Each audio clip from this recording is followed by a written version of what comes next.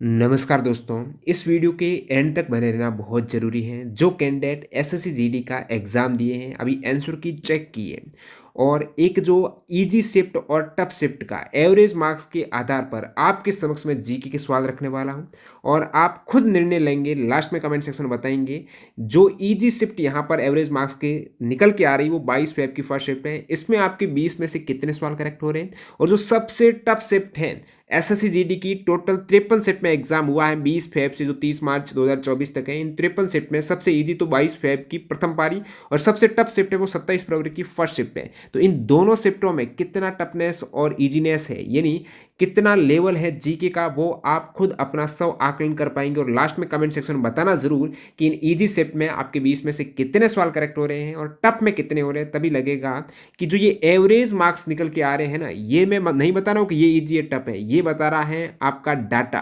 आपका real data बता रहा। जो आंसर की बाद कैंडिडेट की 27 फेब की थी उसमें एवरेज मार्क्स सबसे कम एवरेज मार्क्स निकल के आ रहे थे। अब सबसे कम एवरेज मार्क्स का मतलब वो टफ शिफ्ट रही होगी तभी कम आ रहे हैं। और इस टफ शिफ्ट में कैसा जीके था वो इस वीडियो में देखेंगे अपन, सभी आंसर सहित एक तरीके से मॉक फॉर्म में अपन देखने वाले हैं। और इस टाइप से ये जो डाटा है रैंक मित्रा का रियल डाटा जो आप कैलकुलेट करते हो वेबसाइट से अपने आंसर की, वैसे इस रियल डाटा में 30 मार्च की फर्स्ट शिफ्ट है उसमें जीके का लेवल है वो सबसे नहीं, उसमें आपके एक तरीके से एवरेज मार्क्स सबसे अधिक है, मतलब इजी सबसे ज़्यादा बताया गया है। लेकिन जब मैंने इसका जीके चेक किया ना, तो मेरे को जो ये सेकंड वाली, ये आपको पता है री एग्जाम हुआ था 30 मार्च को, तो इसमें हो सकता है काफ़ी कम कैंडिडेट का डाटा है, इसकी वजह से थोड़ा ज़्यादा एवरेज मार्क्स आ रहा है। बाकी 22 फेब की जो कंटिन्यू एग्जाम हो रहा था उसमें 22 फेब की फर्स्ट शिफ्ट में 103 हाईएस्ट एवरेज मार्क्स निकल के आ रहा। तो ये इस वीडियो में 22 फेब की फर्स्ट शिफ्ट जो सबसे इजी शिफ्ट है, इसका जीके के सवाल मेरे को इसके सापेक्ष इजी लगा, तो यहां पर मैं ले रहा हूं। बाकी आप कमेंट सेक्शन में बता ही देंगे कि आपका कितना स्कोर हो रहा है इन दोनों ही आसान और टफ शिफ्ट में, कितना कुछ अंतर। बाकी ये एग्जाम 20 फेब से 30 मार्च को ये एग्जाम भी हुआ, तो टोटल 53 पारी में 1060 जीके के सवाल यहाँ पर 20 क्वेश्चन प्रत्येक शिफ्ट के अकॉर्डिंग। पीडीएफ टाइप जो मॉक फॉर्म में आपको पीडीएफ कहाँ मिलेगी, तो उसको टेलीग्राम पर डाल दिया गया है। डिस्क्रिप्शन बॉक्स में टेलीग्राम चैनल की लिंक है, जरूर ज्वाइन करके ये पूरे क्वेश्चन आप जीके गए जो मॉक फॉर्म अटेम्प्ट कर सकते हो, लगा सकते हो और देख सकते हो आने वाले एसएससी जीडी जैसे एसएससी एग्जाम को टारगेट कर रहे हैं। तो शुरू करते हैं 22 फेब की प्रथम पारी में पूछे गए जीके के सवाल, जो कि एवरेज मार्क्स के अकॉर्डिंग इजी शिफ्ट आ रही है इन 53 पारियों में से। अब साथ साथ आपको भी पेन ले लेना है और देखते जाना है कि कितने सवाल यहाँ से आप करेक्ट कर पा रहे हो। पहला सवाल है, राधा श्रीधर का संबंध निम्नलिखित में से किस शास्त्रीय नृत्य से है? बताइएगा दोस्तों, राधा श्रीधर का संबंध भरतनाट्यम, सत्रिय, कथक, मणिपुरी। आई होप आपने इस इजी सवाल का आंसर भरतनाट्यम में वो करेक्ट किया होगा। आपको पता होगा राधा श्रीधर हो गई, रुक्मणी देवी अरुंदले हो गई, इसके अतिरिक्त पद्मा सुब्रमण्यम हो गई, यामिनी कृष्णमूर्ति हो गई, ये सभी भरतनाट्यम की तो डांसर हैं। तो आपका इजी सवाल भरतनाट्यम। नेक्स्ट सवाल नंबर 2 जो कि इंग्लिश फॉर्मेट में है, इसको हिंदी में बताऊं उससे पहले टेक्स्ट बुक की बेहतरीन डील जो कि नवरात्रि सेल पर आ चुकी हैं। जो कैंडिडेट एसएससी जीडी में कम स्कोर के कारण आने वाले 2025 के एसएससी जीडी एग्जाम को टारगेट कर रहे हो या फिर अदर रेलवे एग्जाम को टारगेट कर रहे हो, तो क्या कमी रह गई उसका आप अपना स्व आकलन कर पाएंगे, खुद को परख पाएंगे, अपनी औकात का पता कर पाएंगी मॉक टेस्ट के द्वारा, प्रैक्टिस के द्वारा। जो टेक्स्ट बुक की इस सेल का फायदा उठाते हुए आज ही पास प्रो ज्वाइन कर सकते हो टीटीजे के कूपन कोड के साथ में, जो लोवेस्ट प्राइस में, यानी एक दिन में ₹1 के आसपास प्राइस निकल के आ रही है। ये डील जो 12% ऑफ के साथ मिल रही है इस कूपन कोड से। अब इसमें ऐसा नहीं कि केवल एसएससी के एग्जाम ही आप लगा पाएंगे, रेलवे के आप लगा पाएंगे, बैंकिंग के लगा पाएंगे, डिफेंस के लगा पाएंगे, स्टेट पुलिस के लगा पाएंगे। जो भी इंडिया में एग्जाम होते हैं ना, 800 प्लस एग्जाम्स के मॉक टेस्ट एक ही पास में। और पास प्रो का मतलब प्रीवियस ईयर के पेपर भी as a mock form attempt कर पाएंगे। और साथ ही साथ पास प्रो में जो टेस्ट रहते हैं वो तो रहेंगे ही रहेंगे और प्रीवियस ईयर के पेपर भी रहेंगे। तो एसएससी जीडी के अब तक आपको पता है 4 एग्जाम्स में ऑनलाइन एग्जाम्स हो चुके हैं। तो वो यदि आप as a mock test attempt करेंगे तो आपका कितना लेवल है, कितना अनुभव होगा, यानी एग्जाम से पहले आपने कितने एग्जाम, एक तरीके से रियल एग्जाम सा माहौल क्रिएट होगा, आपका कॉन्फिडेंस बढ़ेगा, टाइम मैनेजमेंट बेहतर होगा। तो आज ही ज्वाइन कर सकते हो, लिंक डिस्क्रिप्शन बॉक्स में है। कूपन कोड टीटीजी के यूज करना न भूलें। तो सवाल number 2, which term is use to denote the mean income computed for every man, women, child in a particular group including those living in group quarters. मतलब मोहल्ला बस्तियों में रहने वाले लोगों सहित किसी विशेष समूह में प्रत्येक पुरुष, महिला और बच्चे के लिए गणना की गई औसत आय को दर्शाने के लिए किस शब्द का प्रयोग किया जाता है? तो प्रत्येक पुरुष, महिला और बच्चे के लिए गणना की गई औसत आय को दर्शाने के लिए किस शब्द का, इजी सवाल है, करेक्ट आंसर हो जाएगा प्रति व्यक्ति आय का प्रयोग किया जाता है। यानी पर कैपिटा इनकम। नेक्स्ट वाले, एक फुटबॉल मैच दो टीमों के बीच खेला जाता है जिनमें से प्रत्येक टीम में अधिकतम कितने खिलाड़ी होते हैं? प्रत्येक टीम में अधिकतम फुटबॉल, क्रिकेट, हॉकी 11 खिलाड़ी हैं। विकल्प 4 करेक्ट है, सबसे इजी। साइमन कमीशन भारत कब आया? आपको पता होगा। साइमन कमीशन भारत कब आया? नहीं पता है तो मैं बता दूं, ये आया है 3 फरवरी को। अब कौन सी डेट को आया? 3 फरवरी में कौन सी ईयर को आया? 1928 को आया। कहाँ पर आया? बम्बई में आया था साइमन कमीशन। कितने ब्रिटिश सांसद थे? 7 ब्रिटिश सांसद थे इसमें। और आपको पूछ ले कैबिनेट मिशन भारत कब आया? कैबिनेट मिशन आया 1944 में। क्रिप्स मिशन कब आया? तो वो आया 1942 में। नेक्स्ट वाला, यहाँ पर कथक नृत्य को किसके संयोजन के रूप में जाना जाता है? कथक नृत्य, ये सवाल हर कोई कैंडिडेट है, थोड़ा ऑप्शन घुमा फिरा कर है लेकिन करेक्ट कर पाएंगे नाम से ही आप। कथक यानी कथा, कथा एक तो इस विकल्प में आ रहा है, एक इस विकल्प में आ रहा है। अब नृत्य है तो कथा के साथ नृत्य तो आएगा ही आएगा, नृत्य और कथा इसमें आ रहा है, साथ ही साथ संगीत भी होता ही है। तो कथक नृत्य जो यूपी का है और इस शास्त्रीय नृत्य इसमें संगीत नृत्य कथा, ये करेक्ट हो जाएगा। सवाल नंबर 6 देखते हैं। रुक्मणी देवी को सबसे प्रतिष्ठित कलाकारों में से एक माना जाता है। रुक्मणी देवी अरुंदले ये भरतनाट्यम की कलाकार हैं, आपने देखा है। श्रीधर, पद्मा सुब्रमण्यम, यामिनी कृष्णमूर्ति, रुक्मणी देवी, ये भरतनाट्यम की डांसर, ये भी इजी है। भारतीय खिलाड़ी अंजुम चोपड़ा निम्नलिखित में से कौन सा खेल खेलती है? अंजुम चोपड़ा आपको पता होगा, ये पूर्व भारतीय महिला क्रिकेट टीम की कप्तान रह चुकी हैं और जो दिल्ली से, नई दिल्ली से आती है अंजुम चोपड़ा है। तो ये एक तरीके से क्रिकेट खिलाड़ी हैं। आपने इसको आई होप क्रैक किया होगा, नहीं किया तो सवाल नंबर 8 देख लीजिएगा। 2023 में लॉन्च की गई धरती माता की बहाली, जागरूकता, सृजन, पोषण और सुधार के लिए पीएम कार्यक्रम, जिसका नाम है पीएम प्रणाम, यानी PM programme for restoration awareness nourishment and amelioration of mother earth है। तो ये इसका हिंदी में फुल फॉर्म है। बाकी धरती माता की बहाली, जागरूकता, सृजन, धरती माता के सुधार के लिए जो पीएम प्रणाम योजना है, 2023 में ये योजना आई थी, 28 मई को ये योजना आई थी। इसका उद्देश्य क्या? तो इसका उद्देश्य आपका हो जाएगा वैकल्पिक उर्वरक को अपनाना और रासायनिक उर्वरकों के संतुलन उपयोग को बढ़ावा देना। तो रासायनिक उर्वरक को बैलेंस कैसे करना है, वैकल्पिक उर्वरक को अपनाना, इसका उद्देश्य हो जाएगा। नेक्स्ट अपना सवाल नंबर 9, अगस्त 2023 में महाराष्ट्र सरकार द्वारा शुरू किए गए पहले उद्योग रत्न पुरस्कार से किसे सम्मानित किया गया? सभी को आंसर पता होगा। महाराष्ट्र का उद्योग रत्न पुरस्कार दिया गया है रतन टाटा को। किन्हें? रतन टाटा को दिया गया है। Direct change of gas to solid without changing into liquid is called, यानी गैस से डायरेक्टली किस में बदल जाना? सॉलिड में। आपने देखा होगा एक ऊर्ध्वपातन था जो कि उल्टा था, सॉलिड से गैस में कन्वर्ट हो रहा था। यहाँ पर गैस से सॉलिड यानी ठोस में, गैस से डायरेक्टली ठोस में बदल जाने को क्या कहते हैं? निक्षेपण कहते हैं, वाष्पन कहते हैं, वाष्पोत्सर्जन कहते हैं, ऊर्ध्वपातन कहते हैं। तो गैस का दरों में परिवर्तन हुए बिना सीधे ठोस में बदल देना, वाष्पन, निक्षेपण, वाष्पीकरण, ऊर्ध्वपातन, क्या हो जाएगा? करेक्ट आंसर यहाँ पर आपका हो जाएगा निक्षेपण होगा। जो गैस डायरेक्टली ठोस में कन्वर्ट हो रही है वो निक्षेपित हो रही है, निक्षेपण हो रहा है, यानी डिपोजिशन। नेक्स्ट आपका है पंडित रविशंकर किस वाद्य यंत्र के वादक हैं? पंडित रविशंकर, करेक्ट आंसर हो जाएगा सितार वादक, रविशंकर सितार वादक। नेक्स्ट सवाल, प्राचीन हड़प्पा शहर किस नदी के वर्तमान में सूखे मार्ग के तट पर बनाया गया था? प्राचीन हड़प्पा शहर ये कौन सी नदी के सूखे मार्ग के तट पर बनाया गया था? हड़प्पा दोस्तों रावी नदी के तट पर। हड़प्पा का उत्खनन किया था दयाराम साहनी ने। दयाराम साहनी ने 1921 में हड़प्पा का उत्खनन किया। और ये हड़प्पा सभ्यता है कहाँ पर? ये दोस्तों मोंटगोमरी जो जिला पंजाब पाकिस्तान में है ना, वहाँ पर है। और यहाँ पर अनगार, बैलगाड़ी की साक्ष्य वगैरह भी मिले थे। नेक्स्ट वाले 2023 में किस मुख्यमंत्री ने पुराने मराठा कुणबियों को कुणबी प्रमाण पत्र जारी करने के संबंध में घोषणा की है? 2023 में जो मराठा कुणबी थे, अब यहाँ पर मराठा शब्द आते आप कहेंगे महाराष्ट्र की बात हो रही, तो महाराष्ट्र के मुख्यमंत्री एकनाथ शिंदे। डायरेक्टली यहाँ पर करेक्ट आंसर आपका जाना चाहिए एकनाथ शिंदे, जो महाराष्ट्र के कौन से 20वें मुख्यमंत्री हैं। और ये कौन सी पार्टी से बिलोंग करते हैं? शिवसेना के प्रमुख हैं। 20वें जो मुख्यमंत्री बने थे ये 2022 में बने थे। ठीक है, नेक्स्ट अपना है निम्नलिखित में से कौन एक कृषि वैज्ञानिक है जिन्होंने भारत में हरित क्रांति में महत्वपूर्ण भूमिका निभाई है?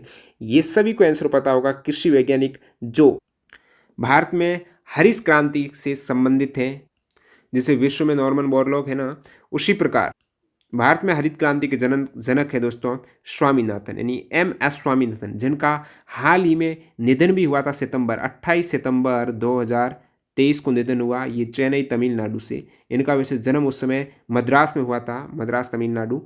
और जो आपको पता होगा एम एस स्वामीनाथन कौन है, जिन्हें भारत रत्न भी मिल चुका है। कब मिला? ये 2024 में घोषणा हुई है। एम एस स्वामीनाथन को भारत रत्न दिए जाने की घोषणा 2024 में की गई है। और साथ ही साथ इन्हें सारे हाईएस्ट सिविलियन अवार्ड मिल चुके हैं एक तरीके से। भारत रत्न 2024, इससे पहले इन्हें 1989 में इन्हें पद्म विभूषण, जो सेकेंड हाईएस्ट आपका अवार्ड है, पद्म विभूषण। और उसके पहले 1967 में इन्हें पद्मश्री भी मिल चुका है। 1972 में इन्हें पद्म भूषण भी मिल चुका है। और 1971 में रमन मैगसेसे अवार्ड भी इन्हें मिल चुका है। तो ये है एम एस स्वामीनाथन। 2011 की जनगणना के अनुसार निम्नलिखित में से किस राज्य का लिंगानुपात सबसे कम है? आप कहेंगे सबसे कम तो हमने हरियाणा का सुना था, 879 है, यानी प्रति 1000 पुरुषों पर महिला कितनी, सबसे कम हरियाणा में राज्य के केस में। बाकी सबसे कम दमन दीव का लिंगानुपात है, वो आपकी 618 यूटी में है, ठीक है, दमन दीव। लेकिन इन विकल्प में सबसे कम आपको दिख रहा है वो राजस्थान है। और आपको बता दूं सबसे हाईएस्ट लिंगानुपात केरल का है। केरल का कितना है? 1084। उसके बाद यहाँ पर पुदुचेरी का भी, यूटी में सबसे अधिक पुदुचेरी का है जो कि 1037 है। अब केरल के बाद सेकेंड हाईएस्ट है वो तमिलनाडु का है। तमिलनाडु का कितना है? 996। उसके बाद आंध्र प्रदेश का, आंध्र प्रदेश का कितना? 993 है, ठीक है। और उसके बाद मणिपुर का 992 है। लेकिन इन विकल्प में आंध्र प्रदेश, तमिलनाडु ही तो हाईएस्ट राज्यों में सेकंड और थर्ड है। और राजस्थान नीचे से आता है इसमें से, तो कि राजस्थान का लिंगानुपात कितना है? 928 है, ठीक है। तो ये सबसे इनमें से कम हो जाएगा। बाकी ओवरऑल में सबसे कम तो आपको पता हरियाणा का ही है।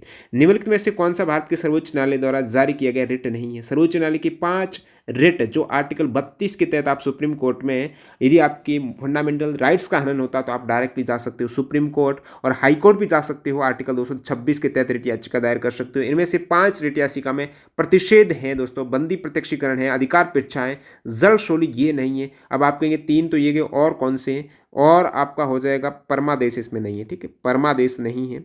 और इसमें जो उत्प्रेषण है, उत्प्रेषण यानी निचली अदालतों का जो, ऊपरी अदालतों का जो निर्णय वो मानना पड़ेगा, तो उत्प्रेषण है। ये एक तरीके से 5 है, 1 2 3 4 5 हो जाएंगे। नेक्स्ट आपका है the proportion of the population below the poverty line is called the poverty ratio. Hindi में कहें, गरीबी रेखा से नीचे की जनसंख्या के अनुपात को गरीबी अनुपात या क्या कहा जाता है? गरीबी रेखा से नीचे की जनसंख्या का अनुपात, यानी बिलो पॉवर्टी लाइन को क्या कहा जाता है? गरीबी अनुपात, या फिर उसे क्या कहते हैं? तो या फिर उसे कहते हैं व्यक्ति गणना अनुपात। क्या कहते हैं? व्यक्ति गणना अनुपात कहो, गरीबी अनुपात जो बिलो पॉवर्टी लाइन है वो एक ही बात है। तो इसे कहेंगे हेड काउंट रेशियो।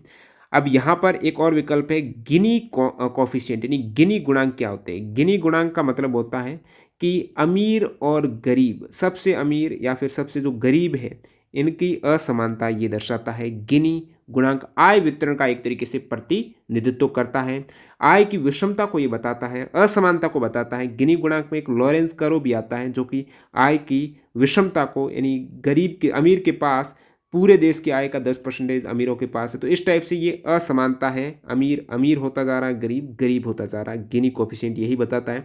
गिनी कोफिशिएंट जो 100% आ गया तो मतलब क्या हुआ? सबसे अधिक असमानता। और 0% आ गया गिनी गुणांक, तो इसका मतलब असमानता बिल्कुल नहीं है। गुरु पर्व निम्नलिखित में से किस समुदाय द्वारा मनाया जाता है? 18वां सवाल। गुरु पर्व सभी को पता होगा, गुरु पर्व मनाते हैं सिख समुदाय, क्योंकि ये सिखों के प्रथम गुरु नानक देव जी का जन्मदिन है। नानक देव का जन्म दिवस है। वो गुरु पर्व को आप प्रकाश पर्व भी कहते हो, ठीक है। और ये गुरु पर्व कब आता है? ये आता है जो कार्तिक मंथ होता है ना, कार्तिक माह, उसकी पूर्णिमा को आता है। कार्तिक माह की पूर्णिमा को गुरु पर्व मनाया जाता है। और नानक देव जी का जन्म कहाँ पर हुआ? तो वो हुआ था राय भोई की तलवंडी, ठीक है, राय भोई की तलवंडी, ये लाहौर के पास ही है, ननकाना साहिब पाकिस्तान में है। वहाँ पर इनका जन्म 1469 में हुआ था। और इन्हीं के जन्म दिवस को एज ए गुरु पर्व, प्रकाश पर्व मनाते हैं सिख समुदाय के लोग। राष्ट्रीय ध्वज का अनादर भारतीय संविधान में निम्नलिखित में से किस मौलिक कर्तव्य? आपको पता है भारत में वर्तमान में भाग 4 क आर्टिकल 51 क के 11 क्लोज में 11 फंडामेंटल ड्यूटीज हैं। और इन 11 कर्तव्यों को शुरुआत में 10 कर्तव्य ऐड किए गए थे 42वें संविधान संशोधन 1976 में। ये रशिया से लिए गए हैं मौलिक कर्तव्य। इनमें से पूछा है राष्ट्रीय ध्वज का अनादर करने वाला मौलिक कर्तव्य कौन सा है। 51 में ए है कि डी है कि सी है कि बी है।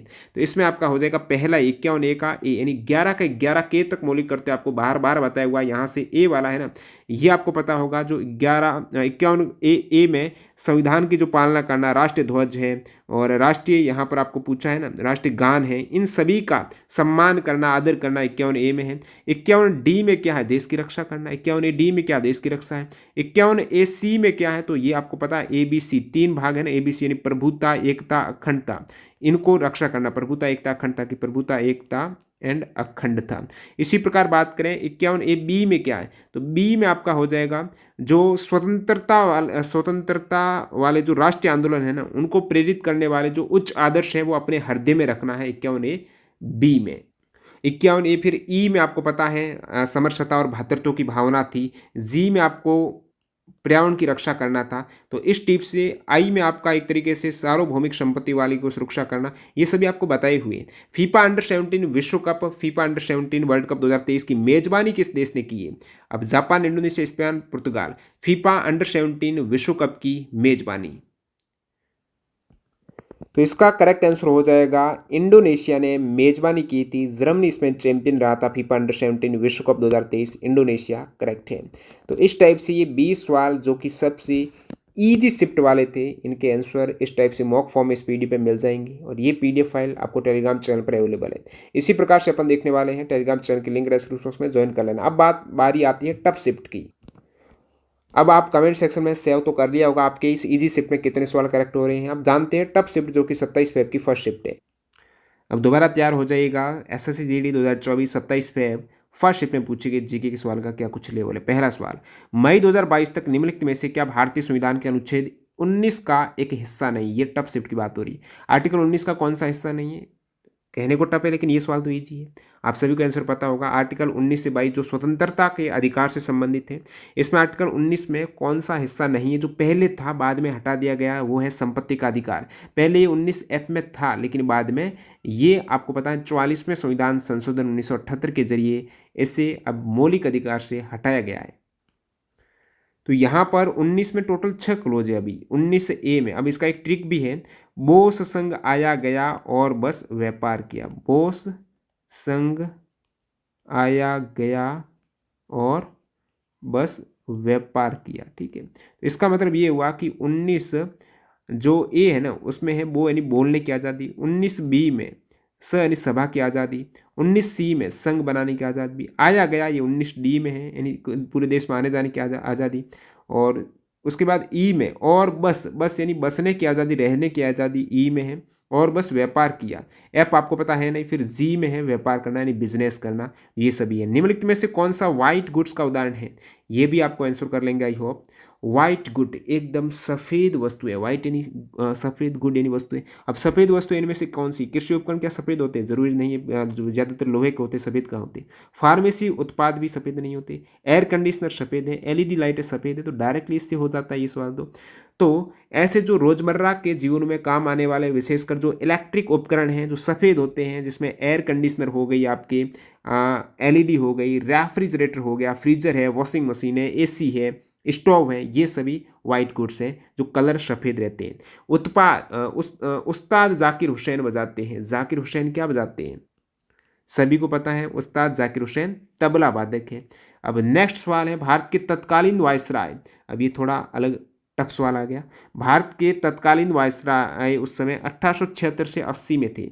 लॉर्ड लिट्टन द्वारा प्रस्तावित इस अधिनियम का उद्देश्य स्थानीय प्रेस को ब्रिटिश नीतियों की आलोचना व्यक्त करने से रोकना था। स्थानीय प्रेस को ब्रिटिश नीतियों की आलोचना व्यक्त करने से रोकना था, विशेष रूप से उस विरोध को जो दूसरे की शुरुआत के साथ बढ़ गया। दूसरा कौन सा युद्ध, आंग्ल अफगान युद्ध, आंग्ल फ्रांसीसी युद्ध, पुर्तगाली अफगान युद्ध, आंग्ल मैसूर युद्ध। एक तरीके से आपको पता होना चाहिए इनमें से कौन सा सेकंड युद्ध हुआ था 1876 से 80 के दरमियान। ये यदि आपको पता है, 1878 से 80 भी इन्होंने लिख दिया। 1878 से 80 के मध्य कौन सा सेकेंड युद्ध हुआ था, तो ये दोस्तों हुआ था 78 से 80 के मध्य आंग्ल अफगान युद्ध कौन सा? आंग्ल अफगान युद्ध सेकंड युद्ध हुआ था 1878 से 80 में। आंग्ल अफगान में प्रथम कब हुआ था?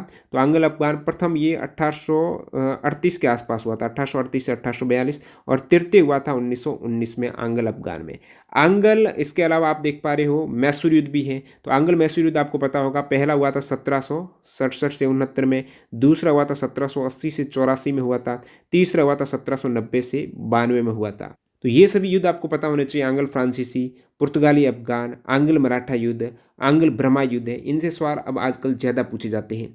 नेक्स्ट सवाल आपका है, निम्नलिखित में से कौन कुडियाट्टम के पुनर्जागरण के दिग्गजों में से एक था? अब जो ये कुडियाट्टम है, ये कहाँ का है?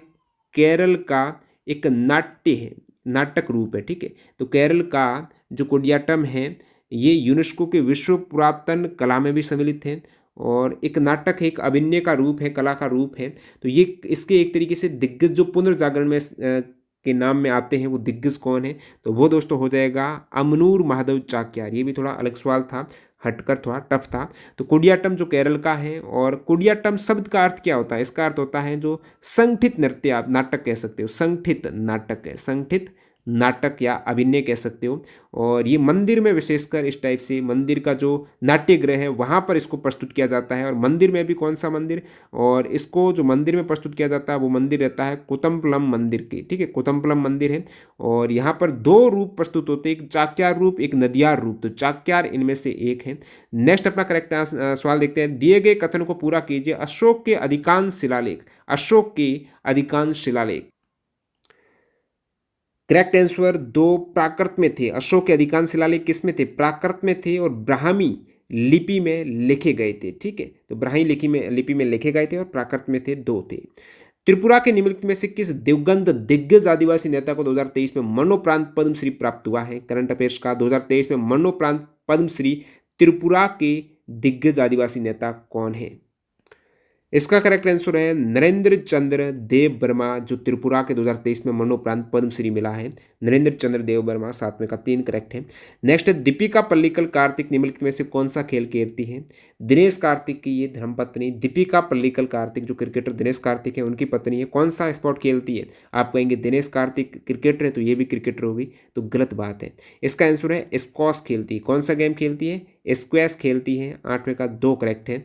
नेक्स्ट अपना, निम्नलिखित विकल्पों में से कौन सा बेरोजगारी का एक कारण है? बेरोजगारी का कारण अच्छी शिक्षा व्यवस्था, अच्छी शिक्षा से बेरोजगारी, ये तो मतलब तुक्के से एक तरीके से सही कर सकते हो। तीव्र आर्थिक विकास, आर्थिक विकास होगा तो बेरोजगारी कहाँ होगी? शिक्षा से बेरोजगारी कहाँ होगी? धीमी जनसंख्या बढ़ती है, जनसंख्या ज़्यादा होती तब बेरोजगारी होती है। अब एक ही विकल्प रहा, किसी विशेष क्षेत्र में बड़े पैमाने का पर प्रवासन हो जाना, वो आपकी बेरोजगारी का कारण है। किसी विशेष क्षेत्र में कोई बड़ा पैमाना एक साथ किसी क्षेत्र में आ जाए तो एक तरीके से वो बेरोजगारी का कारण बन जाता है। अगला सवाल, भारतीय संविधान के अनुच्छेद 126 में किसका उल्लेख है? आर्टिकल 126। तो यहाँ पर आर्टिकल 126 में करेक्ट आंसर आपका हो जाएगा भारत के कार्यकारी मुख्य न्यायाधीश की नियुक्ति। जब भारत का सुप्रीम कोर्ट का चीफ जस्टिस मान लेते हैं अनुपस्थित हो, या फिर मुख्य न्यायाधीश का पद रिक्त हो, उस केस में उस सुप्रीम कोर्ट के अन्य न्यायाधीश है ना, उसके द्वारा कार्यालय के कर्तव्यों का पालन किया जाता है, वो आर्टिकल 126 के तहत किया जाता है, जो कार्यकारी मुख्य न्यायाधीश की नियुक्ति के बारे में बताता है। आपको पता है तदर्थ एड हॉक जजेज क्या होते हैं? एड हॉक जजेज, मान लो सुप्रीम कोर्ट में कोई बैठक बुलानी है और गण पूर्ति नहीं हो रही है, पूरे सदस्य जजेज नहीं हो रहे कंप्लीट बैठक के लिए, सत्र के लिए, उस केस में सुप्रीम कोर्ट है वो हाई कोर्ट से सुप्रीम कोर्ट के जज नियुक्त होने वाले जजेज को यहाँ पर लेकर आती हैं उस बैठक में एक तरीके से, और वो अब सुप्रीम कोर्ट के जज कहलाते हैं, तो वो तदर्थ न्यायाधीश कहलाएंगे। और इसका वर्णन आर्टिकल 127 में दिया रहा है। और फिर यहाँ पर उच्चतम न्यायालय अभिलेख के न्यायालय होने पर, यानी जो उच्चतम न्यायालय है ना वो एक अभिलेख न्यायालय है, यानी कोर्ट ऑफ रिकॉर्ड है। इसका मतलब ये हुआ कि उच्चतम न्यायालय सुप्रीम कोर्ट ने कुछ ऑर्डर दिया तो वो एज ए साक्ष्य मान्य होगा, कोई भी न्यायालय उसको रिजेक्ट नहीं कर सकता है कि ये सुप्रीम कोर्ट का ऑर्डर में ये खामियां, वो एक तरीके से पूर्णतः वैधानिकता है, उसकी वैधानिकता को कोई चुनौती नहीं दे सकता है। वो उच्चतम न्यायालय अभिलेख न्यायालय का ये आर्टिकल 129 में वर्णन है। इसी प्रकार हाईकोर्ट भी अभिलेख न्यायालय होते हैं, वो आर्टिकल 125। तो हाईकोर्ट के अधीनस्थ न्यायालय के जो हाईकोर्ट वाला आदेश है, डिक्री है, उसको एज ए साक्ष्य वो काम में लेते हैं, उसको कोई भी वैधानिकता को चुनौती नहीं दे सकता है। नेक्स्ट अपना सवाल देखते हैं, विश्व चैंपियनशिप या ओलंपिक खेलों में भाग लेने के लिए पहलवान की आयु कम से कम कितनी वर्ष होनी चाहिए? अब पहलवान की आयु जो कि विश्व चैंपियनशिप या ओलंपिक खेलों में भाग ले रहे हैं उसकी आयु कम से कम कितनी होनी चाहिए और उसे राष्ट्रीय महासंघ द्वारा प्रायोजित किया जाना चाहिए। तो ये जो कम से कम आयु है ना, ये एक तरीके से ओलंपिक वाले तय नहीं करते, ये राष्ट्रीय महासंघ तय करता है। तो ये कम से कम आयु होती है रेसलिंग में 17 वर्ष, राष्ट्रीय महासंघ उसको तय कर देता है 17 वर्ष मिनिमम आयु। इसी टाइप से फेंसिंग तलवारबाजी के लिए 13 वर्ष मिनिमम आयु है, ताइक्वांडो के लिए 14 वर्ष मिनिमम आयु है, और साइकिलिंग के लिए, वेट लिफ्टिंग के लिए, इन सभी के लिए 17 वर्ष है। मैराथन के लिए 20 वर्ष बताते हैं। नेक्स्ट अपना सवाल है, फीफा अंडर 17 महिला विश्व कप 2022 की मेजबानी किस देश ने की है? फीफा अंडर 17 महिला विश्व कप 2022 की मेजबानी किसने की है? तो इसकी मेजबानी दोस्तों की है भारत ने की है। किसने की है? भारत ने की है। और इसमें चैंपियन रहा है वो स्पेन रहा है 2022 का, ये जो अंडर 17 महिला विश्व कप है फीफा का। और ये कहाँ पर हुए? भारत की 3 सिटीज़ में हुए हैं। भारत में जो इसकी मेजबानी की है, एक तो हुआ ये भुवनेश्वर में, भुवनेश्वर उड़ीसा में हुआ है। सेकेंड ये हुआ है मारगांव, मारगांव गोवा में हुआ है। थर्ड ये हुआ है दोस्तों नवी मुंबई महाराष्ट्र में हुआ है। तो 3 जगह पे ये हुआ था। और नेक्स्ट अभी 2024 में अंडर 17 वुमेन वर्ल्ड कप है, ये डोमिनिकन रिपब्लिक में होने वाला है। नेक्स्ट, निम्नलिखित में से किस वर्ष में नाबार्ड ने मायराडा को एक्शन रिसर्च प्रोजेक्ट के लिए मंजूरी दी थी? तो नाबार्ड ने MYRADA, इसका मतलब ये होता है कि मैसूर, मैसूर हो जाएगा MY, उसके बाद रीसेटलमेंट एंड डेवलपमेंट एजेंसी। तो इसको कब एक्शन रिसर्च प्रोजेक्ट के लिए मंजूरी दी थी? तो ये दी थी दोस्तों 1987 में दी थथी। और जो मायराडा है इसकी स्थापना कब हुई, कब स्थापित हुआ? तो ये 1968 में हुआ था। नाबार्ड कब स्थापित हुआ? तो नाबार्ड दोस्तों कहने को तो ये 1982 में स्थापित हुआ था। 1982 को 12 जुलाई को होता। वर्तमान में शाजी के भी इनके अध्यक्ष है नाबार्ड की। तो नाबार्ड ने एक तरीके से कह सकते हो, इन्होंने सेल्फ हेल्प ग्रुप और बैंकों के साथ उनके जुड़ाव के माध्यम से वित्तीय समावेशन को बढ़ावा देने के लिए 1987 में ये एक्शन रिसर्च प्रोजेक्ट के लिए मंजूरी दी। एक सवाल पूछा जाता है, self help group bank linkage कार्यक्रम, बैंक लिंकेज कार्यक्रम कब शुरू हुआ? तो ये हुआ था 1992 में हुआ था। नेक्स्ट अपना सवाल देखते हैं, भारत की 2011 की जनगणना के अनुसार अखिल भारतीय स्तर पर वयस्क साक्षरता दर कितनी है? अब भारत की साक्षरता दर सभी को पता है 74%, लेकिन यहाँ पर वयस्क का पूछा, 15 वर्ष प्लस यानी एडल्ट की जो लिटरेसी रेट है, ये सवाल वाकई में टफ सवाल था। 15 वर्ष प्लस की साक्षरता रेट आप गूगल भी करेंगे थोड़ा आपको लगेगा, काफ़ी टाइम लगेगा उसका आंसर खोजने में, तो इतना एक तरीके से ये टफ सवाल। वयस्क साक्षरता दर भारत की कितनी है? तो ये आपका हो जाएगा 63.3% है भारत की वयस्क साक्षरता दर। और यहाँ पर जो 63.3% है ना, ये मैंने गलत कर दिया, 69.3 है, ठीक है, 69.3 है वाकई में। इसका ऑप्शन 4 करेक्ट है। इसमें आपको देखेंगे मेल की है 78.8, जो वयस्क साक्षरता है ना 15 प्लस में, मेल की है 78.8 और फीमेल की है 59.3%। इसका एवरेज करेंगे लगभग 69 के आसपास आएगा, तो 69.3% है ये वयस्क साक्षरता दर। नेक्स्ट अपना सवाल देखते हैं। तो 69.3 के बाद हिमाचल प्रदेश में निम्नलिखित में से कौन सा एक पुष्प उत्सव मनाते हैं? पुष्प उत्सव, फ्लोरल फेस्टिवल, पुष्प उत्सव कौन सा है? तो ये तो आप कर ही दोगे, एक तरीके से आपका आंसर हो जाएगा 4। पुष्प नाम से पुष्प फूल, तो फूलाइच उत्सव, तो ये कहाँ पर मनाते हैं? हिमाचल प्रदेश के किन्नौर जिले में विशेषकर ये मनाया जाता है। और फूलाइच है ये सितंबर महीने में मनाते हैं, और ये उन लोगों की याद में मनाया जाता है जिसका निधन हो चुका है। तो ये हिमाचल प्रदेश के किन्नौर का है, फूलाइच उत्सव को पुष्प उत्सव है एक तरीके से। अगस्त 2023 में ग्रीस के राष्ट्रपति द्वारा grand cross of the order of honour से निम्नलिखित में से किसे सम्मानित किया गया? Grand cross of the order of honour से निम्नलिखित में से नरेंद्र मोदी जी को सम्मानित किया गया ग्रीस के राष्ट्रपति द्वारा, Narendra Modi correct answer. Next है, भारत में हरित क्रांति के दौरान शुरू किए गए गहन कृषि जिला कार्यक्रम IADP का प्राथमिक उद्देश्य क्या था? गहन कृषि जिला कार्यक्रम। अब गहन कृषि जिला कार्यक्रम जिले का नाम आया है, तो आप भी इसका आंसर करेक्ट कर पाएंगे। विशिष्ट जिलों में कृषि उत्पादकता को बढ़ावा देना, और ये शुरुआत हुई है 1960 में। गहन कृषि जिला कार्यक्रम 1960 में इसकी शुरुआत हुई है, और ये शुरुआत हुई थी 7 राज्यों के, प्रत्येक राज्य में एक जिला लिया गया और उस एक जिले में कृषि की उत्पादकता को बढ़ावा देना था। और जैसे कि राजस्थान में पाली जिला लिया गया था, तमिलनाडु में तंजावुर जिला लिया गया था। इसी प्रकार पंजाब में लुधियाना एक जिला लिया गया था, एमपी में रायपुर लिया गया था, बिहार में शाहाबाद लिया गया था, यूपी में अलीगढ़ लिया गया था, आंध्र प्रदेश में पश्चिम गोदावरी लिया गया था। और ये जो एक तरीके से सफल रही थी योजना गहन कृषि जिला कार्यक्रम, जब सफल रही तो 1965 या फिर 66-67 में अपनी हरित क्रांति आ गई थी इसकी सफलता के बाद। निम्नलिखित में से कौन सा तापमान का ऐसा ही मात्रक है? ये तो इजी रहेगा, इजी सवाल भी इसमें कुछ। तापमान का ऐसा ही मात्रक है केल्विन है। क्या है? केल्विन तापमान का ऐसा ही मात्रक हो जाएगा। अब 19वां सवाल यहाँ पर ओरुनोदाई 2.0 निम्नलिखित में से किस राज्य द्वारा लॉन्च की गई? अब आपको पता है ओरुनोदाई एक योजना आई थी, अब 2.0 बाद में, लेकिन ओरुनोदाई योजना है ना, ये तो 2020 में आ गई थी। कब आई थी? 2020 में 2 अक्टूबर को कोविड के दरमियान आ गई थी। और ये एक तरीके से महिलाओं को, गरीब परिवार की महिलाएं हैं ना, उस राज्य के द्वारा गरीब परिवार की महिला को यहाँ पर इस योजना के तहत 1,000 रुपये प्रतिमाह दिए जा रहे थे। अभी यहाँ पर 1250 रुपये कर दिए गए हैं प्रतिमाह। तो ये योजना एक तरीके से 2 अक्टूबर 2020 को शुरू हुई असम राज्य में। अरुणोदय असम राज्य की योजना है। अंतिम सवाल, निम्नलिखित में से किसे अक्सर आधुनिक भरतनाट्यम की जननी कहा जाता है? Mother of modern Bharatanatyam. Mother of modern Bharatanatyam Rukmini Devi Arundale. Option A correct है 20वें का। ये सभी आप आंसर भी देख सकते हो इन सभी क्वेश्चंस का एक साथ यहाँ पर। तो इन टफ वाली शिफ्ट में 20 में से आपने कितने करेक्ट किए वो, और इजी वाली शिफ्ट में 20 में से आपने कितने करेक्ट किए वो। अब दोनों का अलग अलग आप सभी मेरे को कमेंट सेक्शन में बताएंगे, और तभी पता चलेगा कि इजी शिफ्ट वाकई में कितनी इजी थी और टफ शिफ्ट कितनी टफ थी। जीके के, अब यहाँ पर ये आपको पता है जीके के, मैथ्स के, रीजनिंग के, यू आपके एसएससी जीडी में हिंदी के, इन सभी के क्वेश्चंस रहते हैं।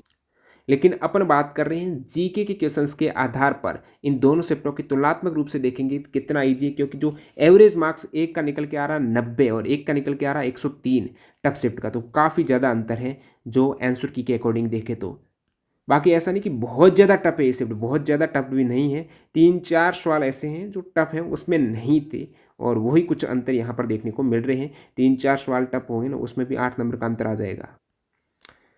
तो आप बताना, बाकी पता चल जाएगा। वीडियो पूरा देखने आपका बहुत बहुत धन्यवाद। इसकी पीडीएफ फाइल आपको टेलीग्राम चैनल पर डाली हुई है, सभी शिफ्टों की एक साथ जीके की। तो टेलीग्राम चैनल ज्वाइन कर लेना, लिंक डिस्क्रिप्शन बॉक्स में। न्यू कैंडिडेट जो टेक्स्ट बुक की नवरात्रा सेल का फायदा उठाना चाहते हैं टीटीजे के कूपन कोड से आज ही ज्वाइन कर सकते हो, डिस्क्रिप्शन बॉक्स में लिंक है। मिलते हैं ऐसे किसी नई वीडियो में। Bye bye.